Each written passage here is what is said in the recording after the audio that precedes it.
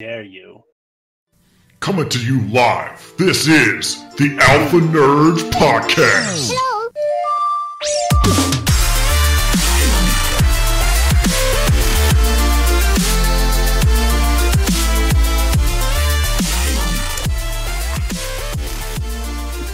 What is going on, Alpha Nerds? This is the one and only Alpha Nerds Guild podcast. I am the host, ABN, and with me are the nerds. The one and only Twiz. How are you?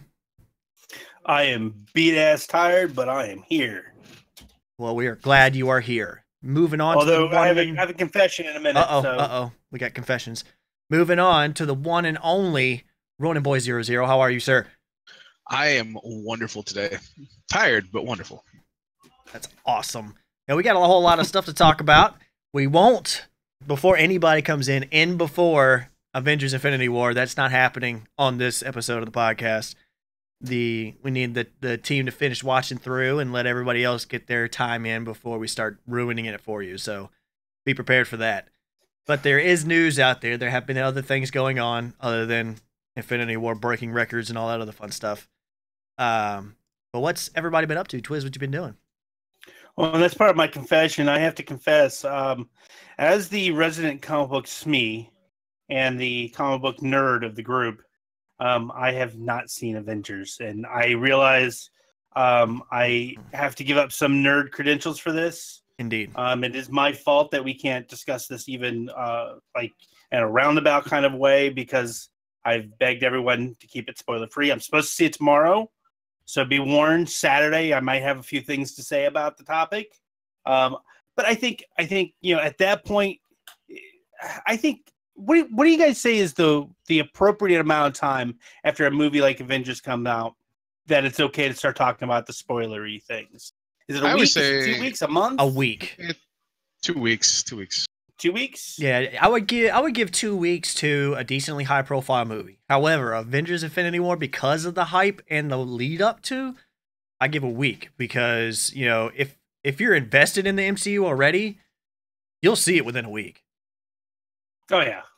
So that's I'm counting pennies to make sure I go see this movie. So we have that going. So be prepared. Saturday, we will be discussing some Avengers stuff. We will avoid any big spoilers. But from what I understand, though, mm-hmm. There's really nothing that, if you're a real fan, you've been watching this for a while, there's really not a lot to spoil. You should have already figured it all out by at this point. Basically. But I don't know what those points will actually end up being, and I don't want to know. Right. Yeah, we will. If we do spoilers, we'll let you know well in advance, so that way you can not watch this and disappear, go away, and all that fun stuff. Exactly. So we can have our in-depth discussion. Well, I think in like another week or two we can have that more in-depth discussion, but we can give our general reaction, I think, on Saturday, what we thought without getting into the spoiler stuff. Yeah. What about you, Ronan? What you been up to?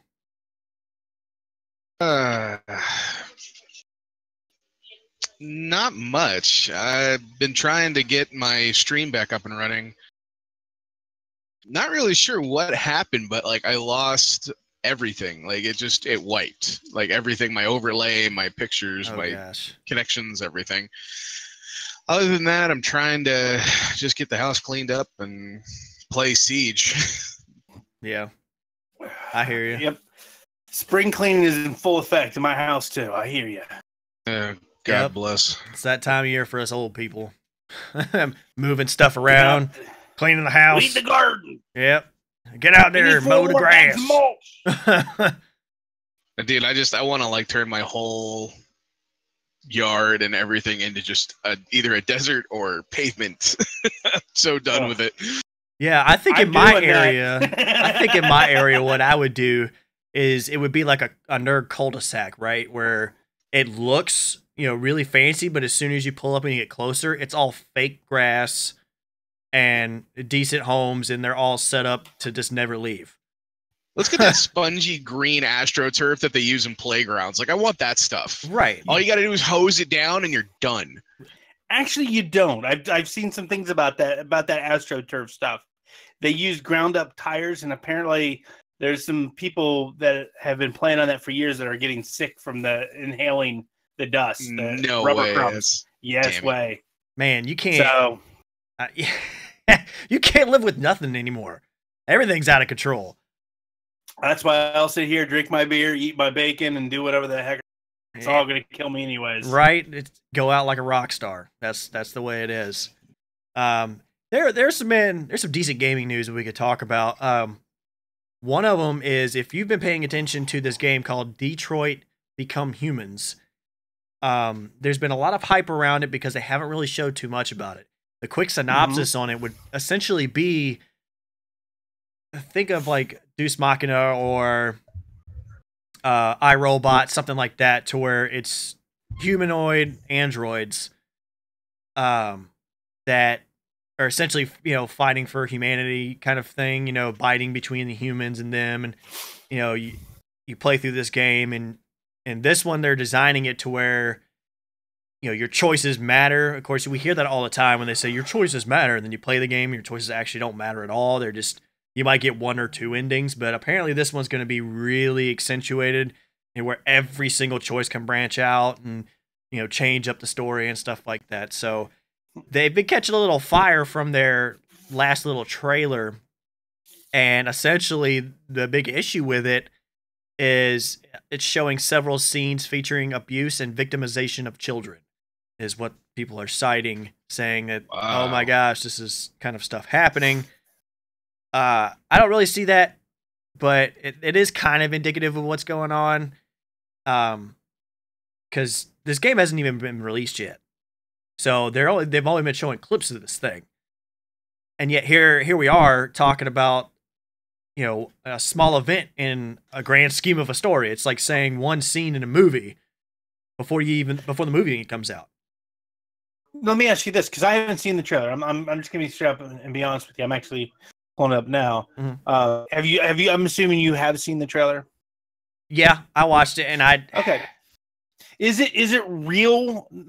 I hate that we even have to qualify these kind of questions anymore, but we really do. Is it real victimization and abuse of children, or is it that snowflakey? Oh, look, a kid was yelled at in the trailer. No. I mean, he's victimized. You'll have to really. That's going to be one of those ones that if you really wanted to, you could be offended by it.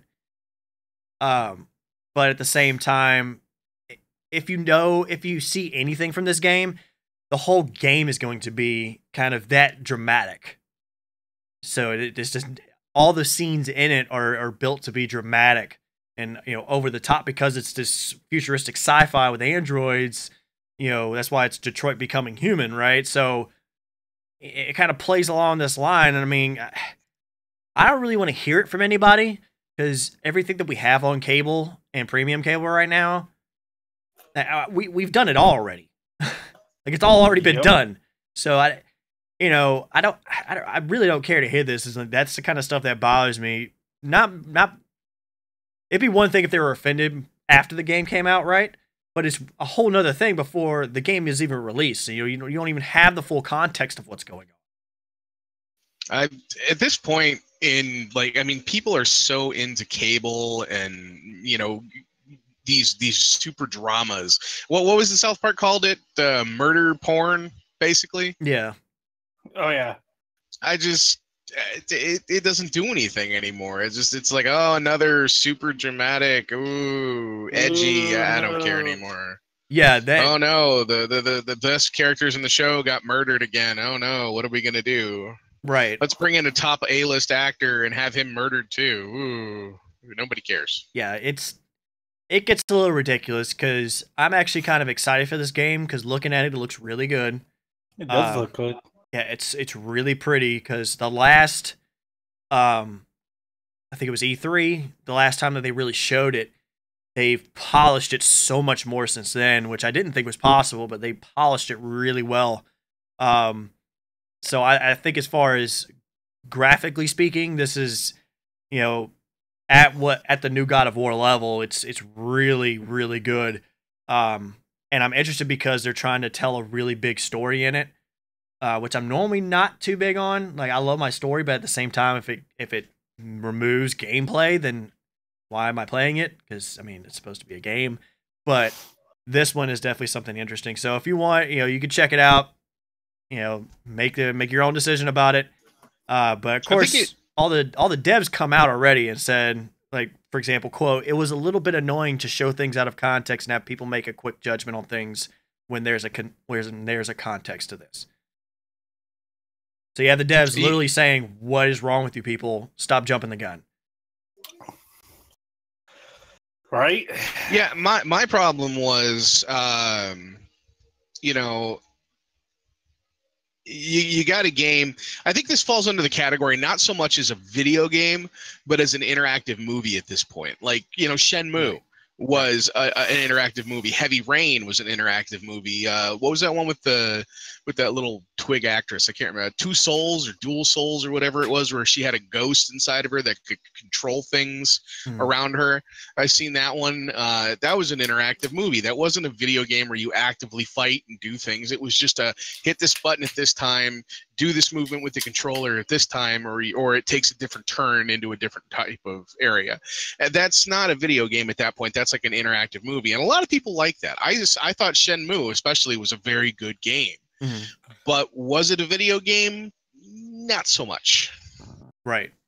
Yeah, there are experiences that do it right, but it's going to be on personal preference. It's that constant balance, especially in the new age of video games, balancing between story and gameplay. How do you make them come together seamlessly so that you can keep the audience captivated by the story, but at the same time enjoy playing the game itself.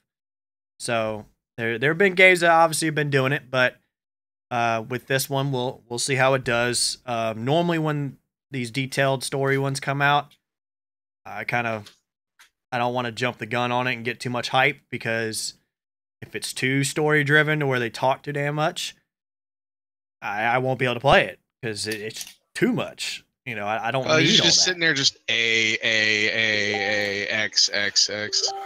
Exactly. Like I don't need all of that. I just need simple stuff. But moving on to more games. Once again, we're talking about Xbox and E3 because apparently this is the one company that won't shut up about it. So wait, is Xbox going to be at E3? Apparently, word on the street is that Xbox may or may not be there. But since we are getting closer, this is about the time that everyone's starting to finalize what they're going to do, what they're looking at bringing out at E3. So this particular one is with just about a month, because we got about a month to go. Microsoft is kind of, I mean, they're doing really a smart idea. They're essentially bringing in, saying that, hey, we're going to do this, teasing everyone so that they can build the hype, to get everyone to watch. So they're saying, one of the things they said is they're bringing more Japanese publishers all the way to the stage. And let's see, Mike Nichols is one of the big guys over at Microsoft. He said the company has a great briefing filled with new games on tap, and we're hard at work on exciting plans for E3, from what will be a great briefing filled with new games to the fan experience at the Microsoft Theater. This is our biggest E3 yet, and we look forward to a great week for gamers. Again, thank you to the amazing Xbox community. And if you didn't know, Microsoft's E3 briefing time is Sunday, June 11th, starting at 1 p.m. Pacific, 4 p.m. Eastern. So if you're looking for that those are the times. You can go to the E3 website. They have all that. Let's go with Twist. Do you really think that Microsoft's going to bring what they're saying, or do you think they're just trying to keep their position viable? I think they're doing a little bit. And what's funny is we talked about this months ago when we first started the podcast, where they're overhyping themselves. Yeah. Instead of talking softly and carrying a big stick, they're talking loudly and they got a twig. Right. Yeah, I really hope they have something to really bring home everything and back. It's not that little, and bring back bring everything that they're saying that they can do.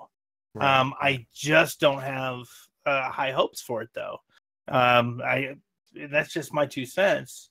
I like I said, I hope they got it, but think they're going to end up disappointing only because they've raised expectations so high, and it's going to be really hard to meet those expectations. I hear you. I completely understand. Ronan, what do you think about Microsoft's move here? I'm about the same mind on this one. I have a feeling that they're just jumping the shark really bad. It's to the point where I think what's happening right now, especially with like the lull that's going to hit soon with the gaming industry in the summertime, because usually things don't hit till Christmas. E3 is just going to be a big nothing burger. It's going to be, we have pretty things, but we can't show you until Christmas.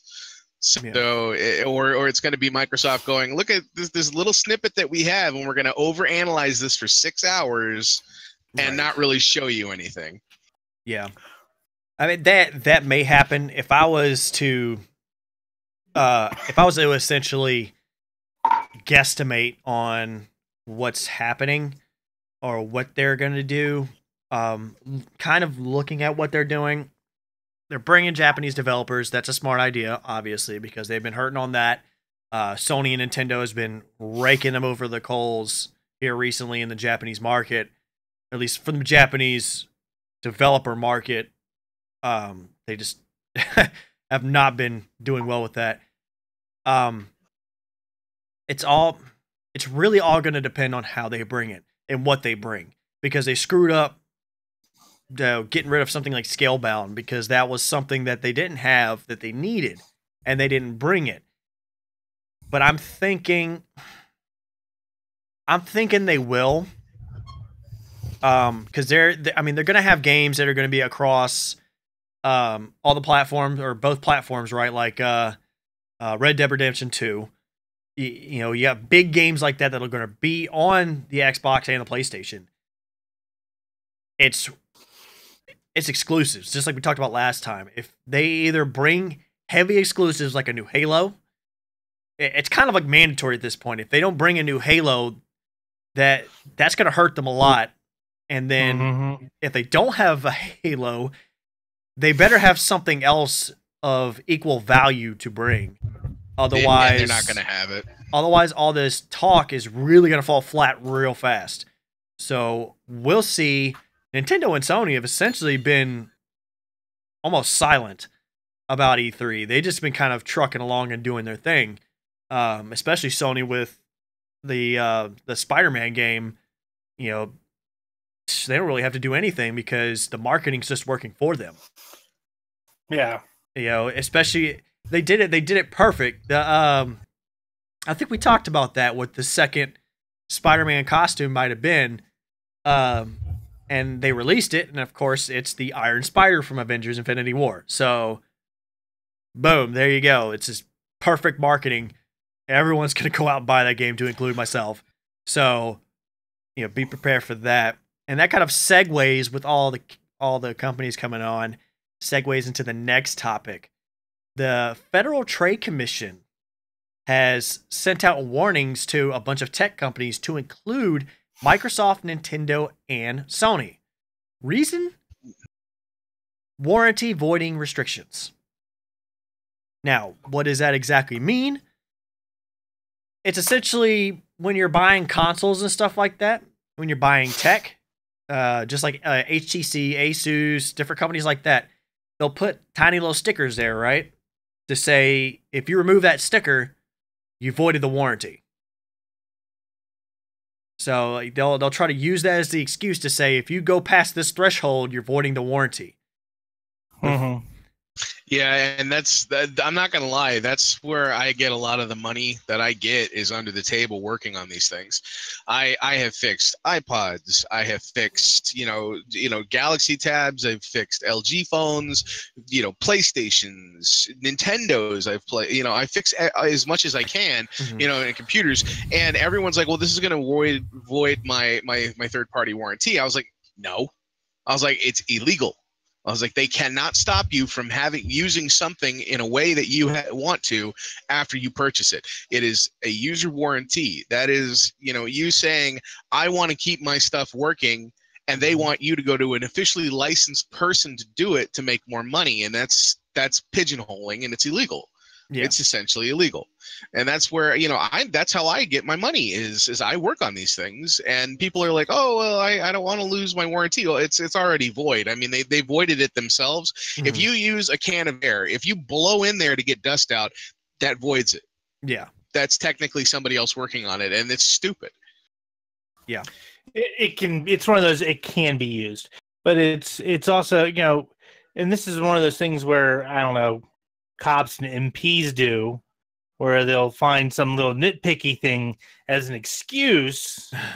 Oh, your license plate light was flickering or is out. I had to pull you over. Now let me see some ID. By the way, blow into this thing and walk on this line. So it's just a technicality that where they can say, well, technically your warranty's voided. So sorry about your red rings of death. You suck. Have a great day. Hey, inoperable equipment. Right, it's folks, whatever, man. It happens. But the good thing about this, right? Because it sounds kind of confusing at first. This is actually good news for everyone. So if you're listening, right? This is all good news. Incredibly. Because we promise this is good stuff. Yeah, the Federal Trade Commission is basically sending this letter and basically channeling what Ronan just said and said, stop it. Because what they're doing is illegal. And essentially, all of these companies have 30 days to correct their warranties, or the FTC will may take legal action against these companies. I sure hope they do. Next, we need to get Apple in on this because their warranties are garbage. Yeah. Not to mention their production is garbage. You ever taken an iPod apart? Just as a little tangent here, no joke. And let me tell you something about this. The charge port where the little chip goes in to make it to turn on, correct, is not soldered. It's stamp welded. It's just copper stamped onto the microchip, and that dies almost 90 to 100% faster than it would if it was soldered. It would last a lot longer, like 10 to 15 years. Apple purposely makes their things to, one, slow down, and two, to break faster within a 2 to 3 year span to make you buy a new one. And that, I think, should be incredibly illegal. Yeah. I'm not gonna. I don't know how to get into the weeds, especially with the way the laws work with Apple. But the funny thing is, they were specifically citing things like the PlayStation 4 with the sticker seal, saying, basically, what are you doing? The FTC said they're particularly concerned about that. So. I guess what they're citing is the 1975 Magnuson-Moss Warranty Act, which disallows repair restrictions on warranties for any manufacturer charging more than $5 for a product. Only took them 44 years. Well, and then the funny part was you brought up Apple. That was one of the companies which is weirdly absent from that. So if they're starting here, I'm hoping they'll make their way through it. Well, I will say. I would just like to go ahead. Go ahead. I'm sorry. I was just going to say. I was going to quote. I wanted to quote a senator that I heard the other day. It was during the Zuckerberg testimony, and he said something that I thought was incredibly insightful, regardless of what you think of anyone or anything that happened there. But he said this thing. And take what's going on right now, electronic companies, and remember what was told to Mark Zuckerberg. He said, the government does two things. They overreact, and they make regulations. Yeah. Typically, they overreact, and then they make overreactions. Yeah. These things are starting to happen. They're starting to overreact. Next is coming the regulations. Fix your shit before they do it. Yeah. Because nothing has ever benefited from the government fixing something civilian. Yeah. Except for, whooping Adolf's behind and stuff like that. But that's a different story. I just meant in general, healthcare. Right. But like I said, this is at least good news for everyone. That they're doing all this kind of stuff, and like I said, hopefully. But even though the funny thing is, even though companies like Apple have that stuff out there saying it voids of warranty and stuff like that, that has allowed, just like Ronan said, these small companies to still grow. Specifically targeting these markets.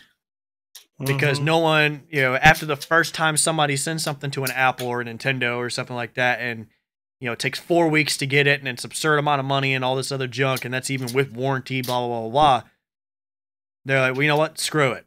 I'm just gonna go to this person over here because they said they can fix it for half the price at least, and $20 in a case of beer. Yeah. Yep. And they'll have it fixed with 10 to 15 minutes. So. I think that's one of the good things we see out of it. That's kind of the silver lining of it, with these companies taking such a hard stance.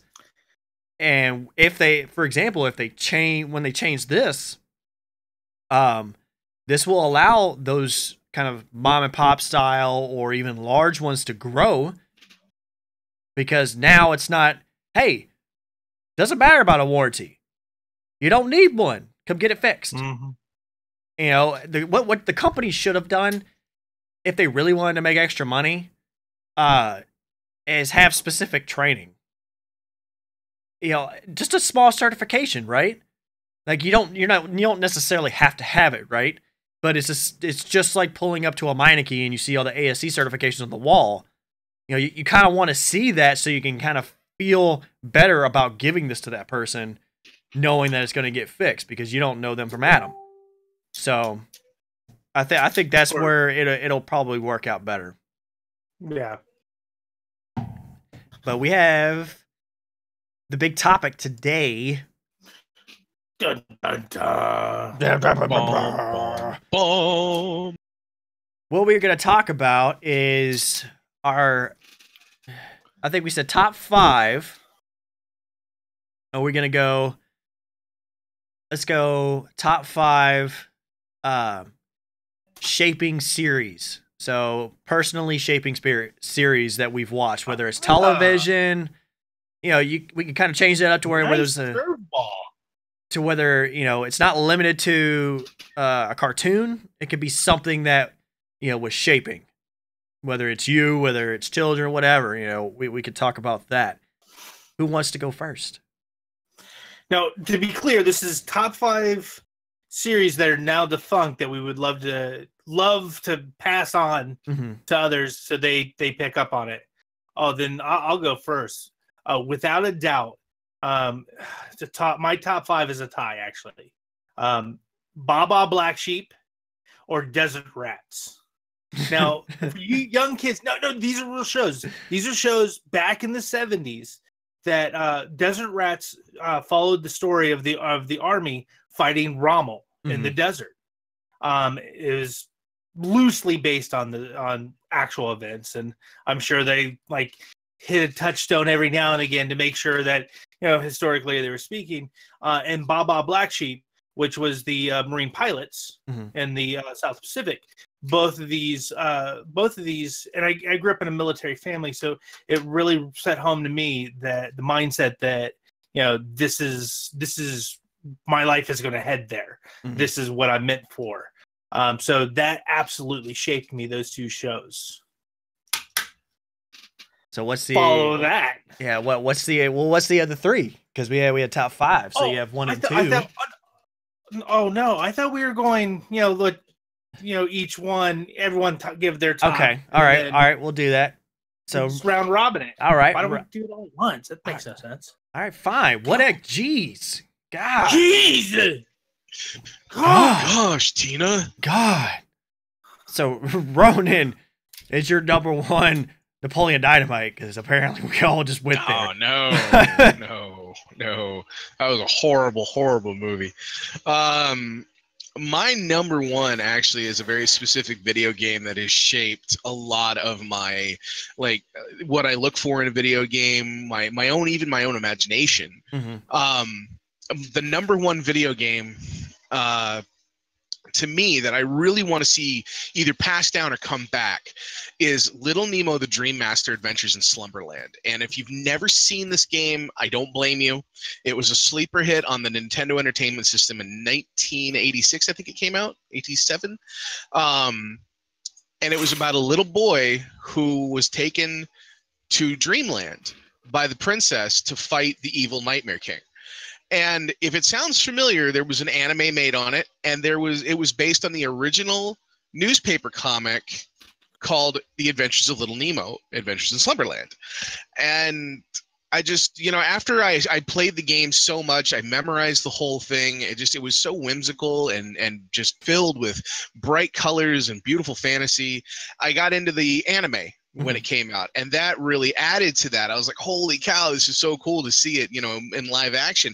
And that's when I found out it was based off the original newspaper comic, and my mom bought me the compendium for it. It's like this thick.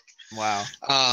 Yeah, but the comics are just so innocent and so relaxing that they're not, they're not the typical kid fodder of like, moving picture, look at the pretties. No, it's an adult's take on a more innocent time in a child's life, and it's a beautiful piece of literature if you ever get your hands on it. It's a beautiful video game if you can get your hands on it, and the anime is a lot of fun because, and not a lot of people know this, the guy that played Flip was oh god, I just lost the name, but it was like his last role.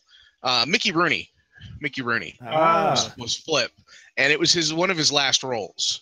So it was really cool to see him, have that vibrancy in his voice again one last time before he kind of went downhill. Yeah. That's awesome. That's pretty on point. Yeah, I definitely didn't see that coming. No, good one. Yeah. Point for obscurity, sir. Right. Look at you go. Well, my number one for a thing that has essentially affected me probably the most was Legend of Zelda Ocarina of Time. The Nintendo 64 original Ocarina of Time. I say it all the time. That was my life in a cartridge. I was completely blown away by the story. I was blown away by the game. I played it over and over. I beat it over and over. I just couldn't get enough of it. And it kind of, I don't know, it kind of hammered out those corny things to me, right? Where, what people will call corny today, where, do the right thing for no one. You just do the right thing because it's right. Having courage, because obviously Link has the Triforce of Courage. Just, things like that, those small little nuances that are, filled within it, and the mystery and the fantasy and all that stuff, and the, it sucked me in, and it kind of, I don't know, helped me grow as a person. And I was, I could go on for hours probably just about that one game, because there were so many different events that happened in it, and that was definitely number one for me. Rock on. All right. But as we look at Twizz's butt. Yeah. Holla. Shake what your mama gave you. That's right. Let us know. Let us know. His milkshake brings all the boys to the yard, and they're like, it's better than yours. Damn right. It's better than yours. I was grabbing a prop. A prop. All right, Twiz, now, what's the next one? Number 3 for me would be Valiant Comics, Archer and Armstrong, specifically Archer and Armstrong number 1, but any and all of Archer and Armstrong, which tells the story of an immortal guy and his young sidekick. It, like you, really defined me in my early 20s.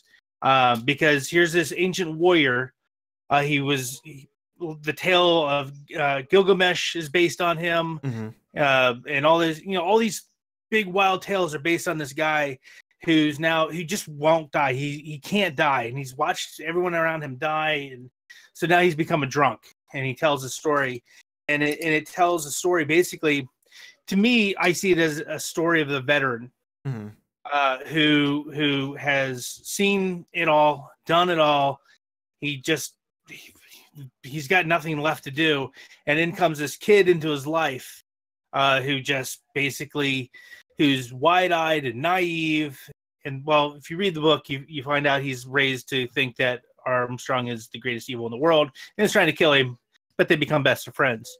So it really kind of defined the two sides of my life where I was still when I came out of the Marine Corps, I was so wide-eyed and naive because I went straight from high school to the Marine Corps, never experienced life and never had any kind of idea what the real world was like outside the military.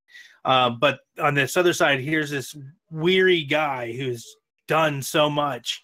I'm 23 years old and I've done and I've seen and I've been, and I'm just tired. But now I'm in this fresh world that I have no idea about. But it's a great book. It's by Valiant Comics. There's been 3 series done of it. There's a movie that's in the works.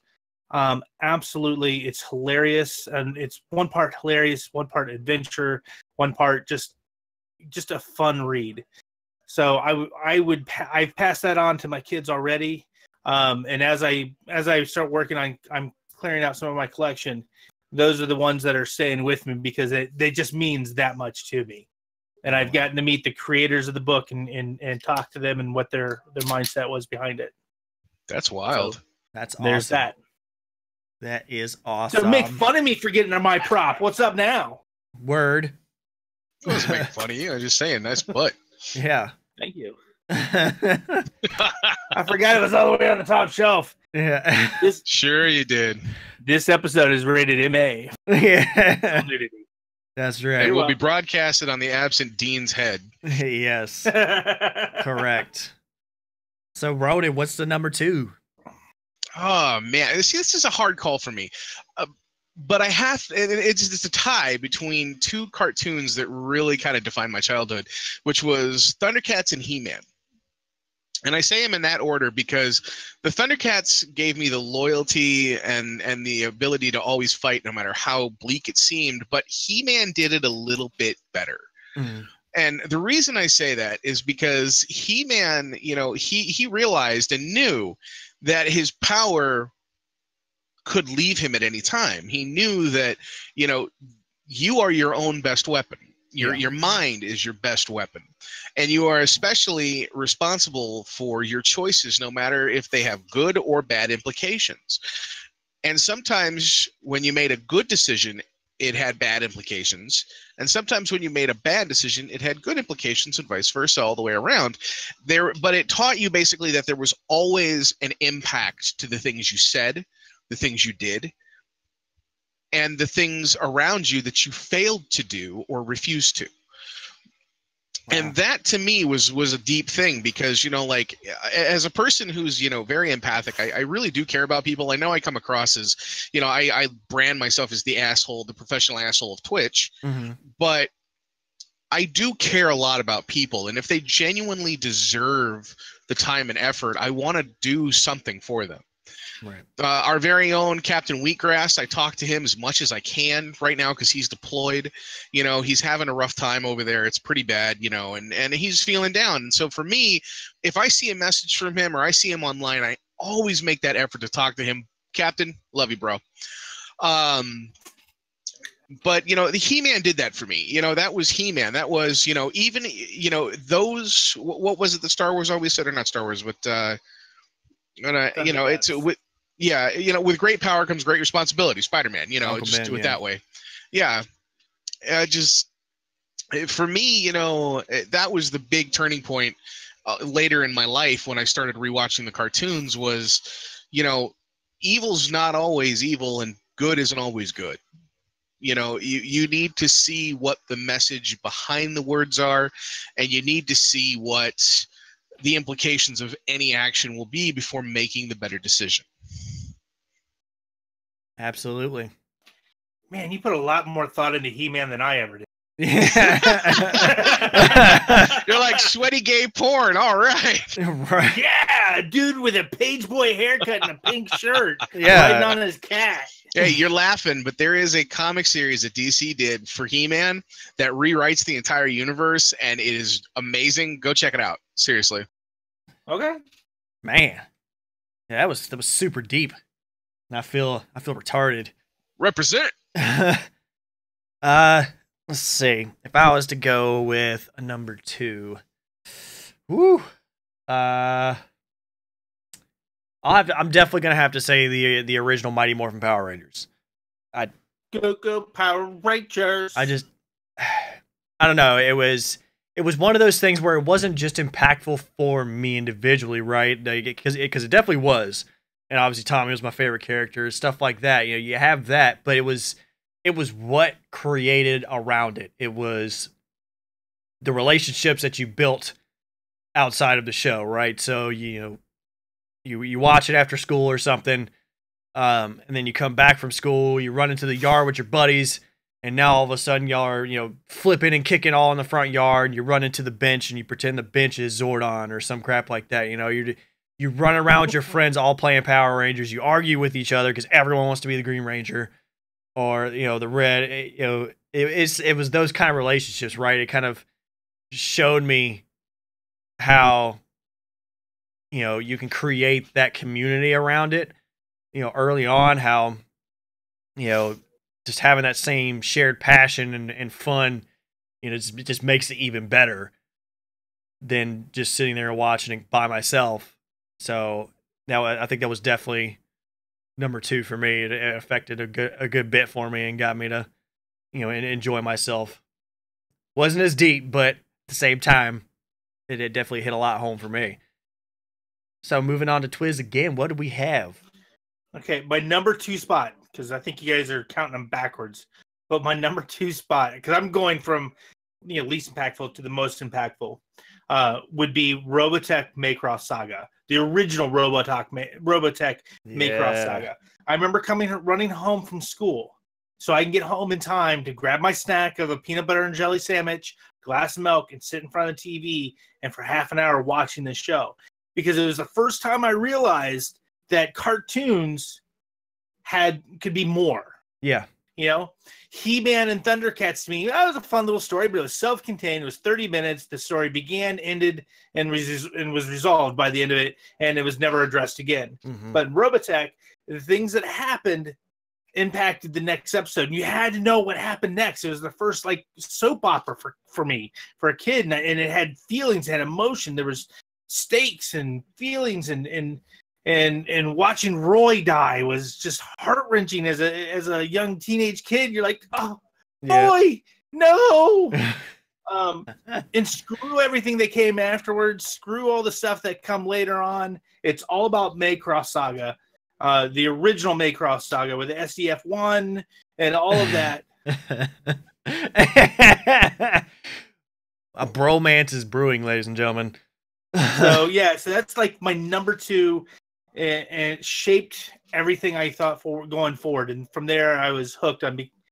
If it was worse, if someone would have introduced me to some of the other anime at the time, like Cowboy Bebop, stuff that was out at that time that I just didn't have a concept of, I probably would have gone either full otaku or maybe a weeaboo. I'm not sure which. Probably both, but probably a little both. Thankfully. Comic books interceded, and I just became just a regular nerd. Jesus. Thank God. Flinging that judgment, I see. Yep, absolutely. I deflect and move on to Ronin. Luckily, that happened to me too, and I don't have a waifu pillow. They're on back order, all right. So no, hell no. I gotta say, now that we're going, Asuka or Ray? Is it the Asuka pillow or the Ray pillow? Ashitaka. Anyway. But I don't know, man. This is another hard call because there's so many games and movies and TV that I watched on as a kid that kind of shaped me. Another one though that was really good when it came to like defining what video games I really liked other than Little Nemo was Star Tropics. And I don't know if anybody's heard of that, but it was a mix between like the overworld of Legend of Zelda 2 for the NES and the fighting styles of like the overhead Legend of Zelda: A Link to the Past. And the item system, kind of like a hybrid between the two. It was one of those games that had a good story and it moved forward at a good pace. But it was the graphics and the music and the and the inventive ways that they brought in mechanics into the game. One of the mechanics that I really liked was in the first one, at least, before they nerfed it into this omnidirectional movement that screwed the second game to all hell, was, if you jumped in a certain direction, you could use the D-pad to attack in any direction during the jump. Oh, wow. Yeah, and so you had tiles that you had to find, that were secret tiles and different things that opened doors to the next area. It was just a really impactful game because it brought in a sense of, we can have games that are based out of, or at least loosely on, American ideas or American areas like, Hawaii and stuff like that, and it not be campy or, stupid or overly like, hey, hang 10, bro. It's just, it was about a kid who wanted to see his uncle and he got caught up in an adventure with a yo-yo. That was the premise of the whole thing. And then all of a sudden, aliens came down and you found out, there was a race of aliens. It was really cool. I loved it. And there was a twist around every corner. And the one thing I would like to talk about that, just before I pass it back over, there was one item in that game that wasn't in the game, but came with it. And it was a letter from the main character's uncle, and it said, "Put my letter in water to find the code for the submarine to dive underwater." Well, you're looking all over the game for this stupid letter, and you could never find it. Open up the instruction manual. Out falls this letter. You actually had to run it underwater to get the code. What? That's pretty cool. Nuts. Yeah. Blew my mind as a kid. Mind blown. Oh, goodness. Okay, so for me, I think my next one, I'll play because it'll probably be a video game because I'm saving my last two, and it kind of segues. Is definitely going to be Chrono Trigger because I tried Final Fantasy early on, for NES and SNES stuff like that. And I really wasn't that good at it, right? I couldn't really get into it. I don't know why. Maybe I just struggled with the way the game worked because I was too used to like your Contras and your Zeldas and stuff. A little more movement, not so much turn based and stuff like that. Until I ran into Chrono Trigger, and the story drugged me in. And I got it on an emulator because that was like around that time where emulators first started coming in, when with AOL and all that fun stuff, 56K and all that. And I could not stop playing it until I was done. It was a long game, especially for Super Nintendo, but it had so much in it. It had so much storyline.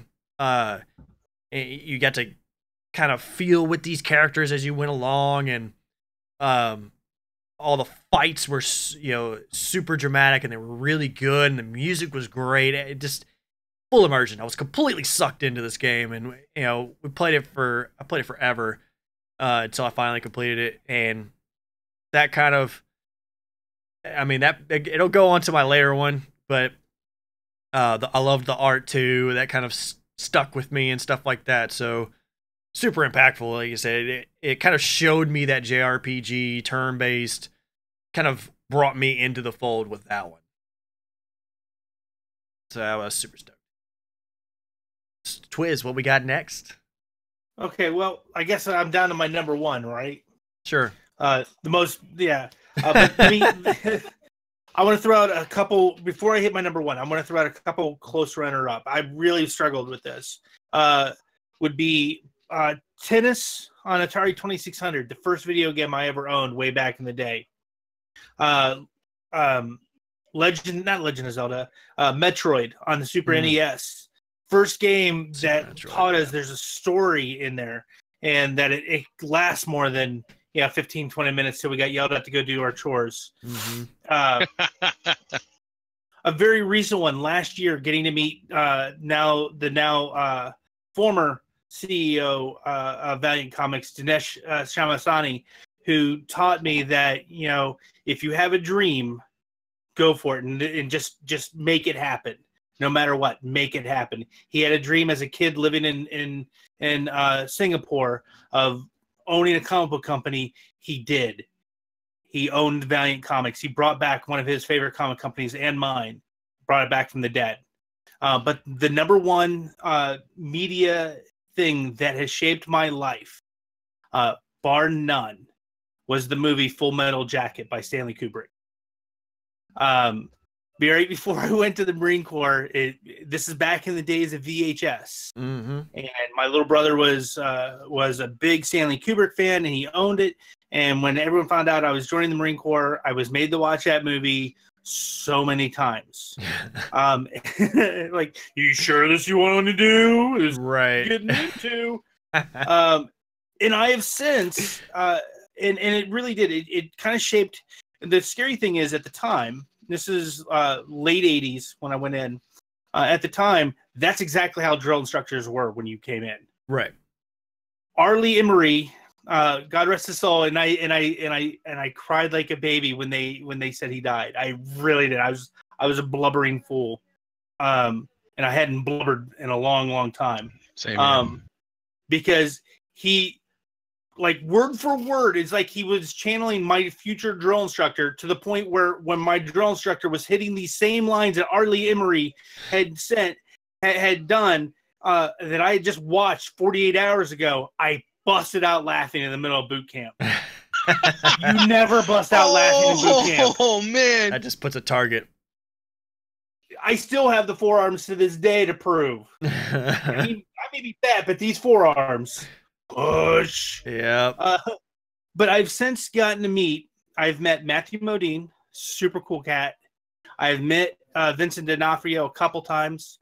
I got to meet the Gunny, who is just the most gracious and loving dude you'll ever meet. He is absolutely a Gunny, but when you tell him you're a Marine and what he just would gush on you and just throw all kinds of love your way. To the point where it tells every kind of Marine. Mm-hmm. There's every kind of Marine is in there.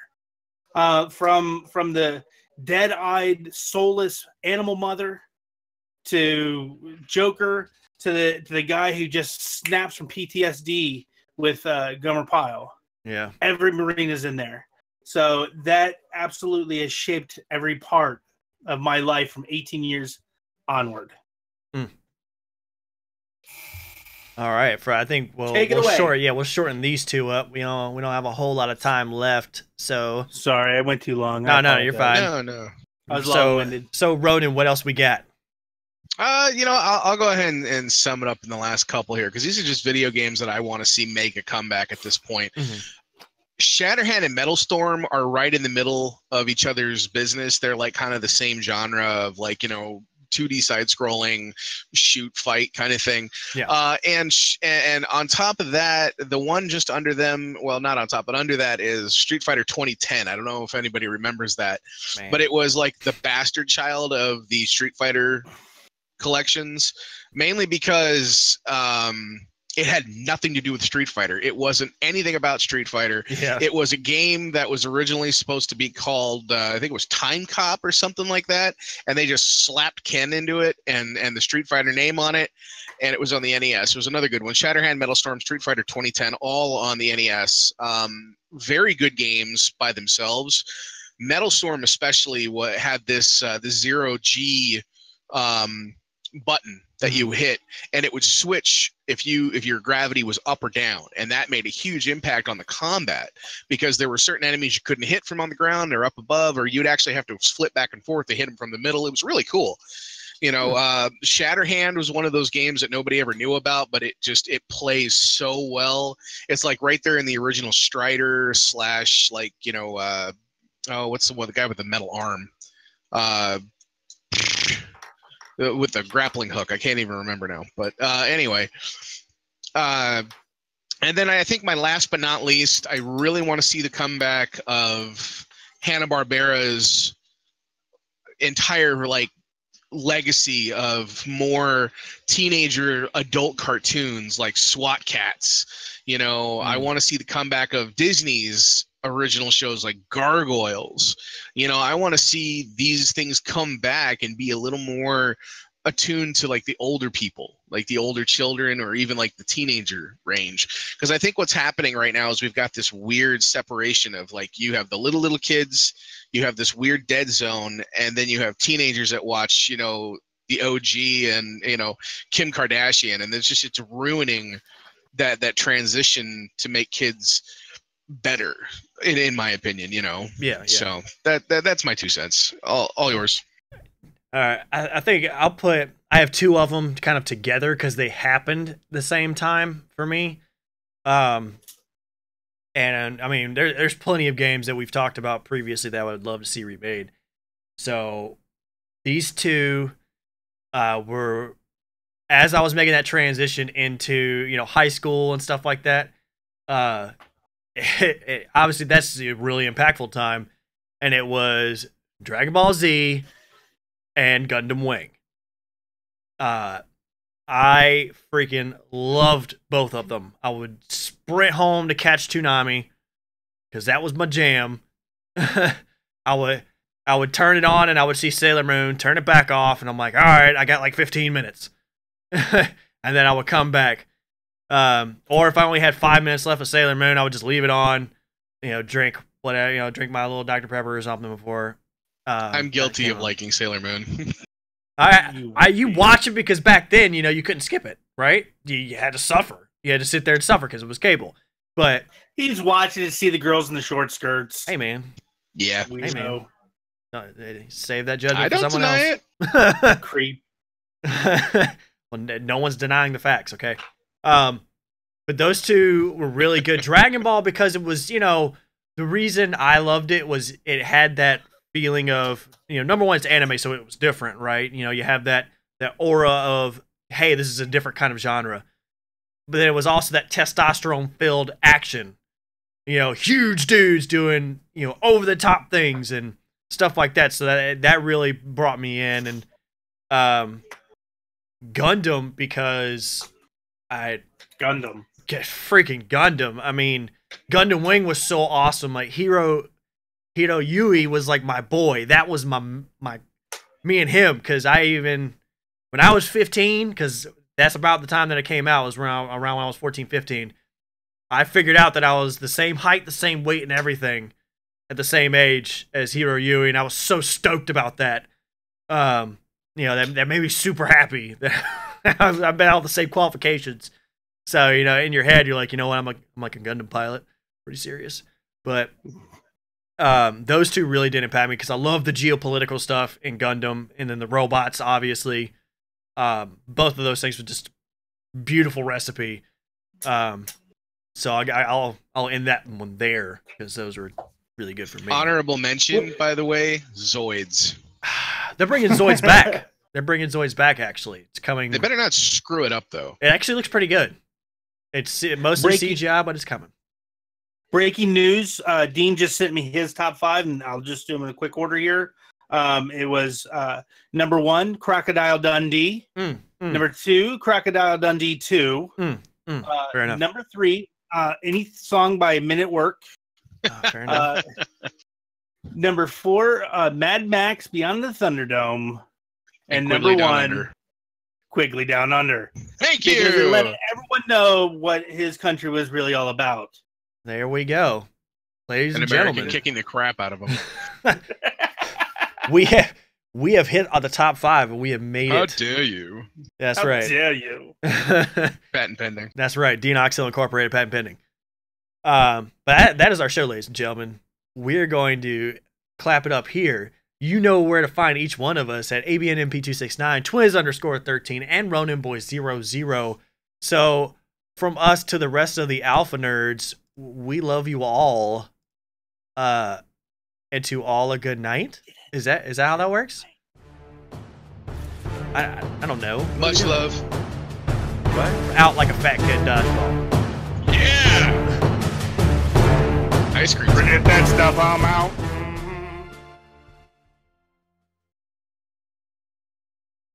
And we're done.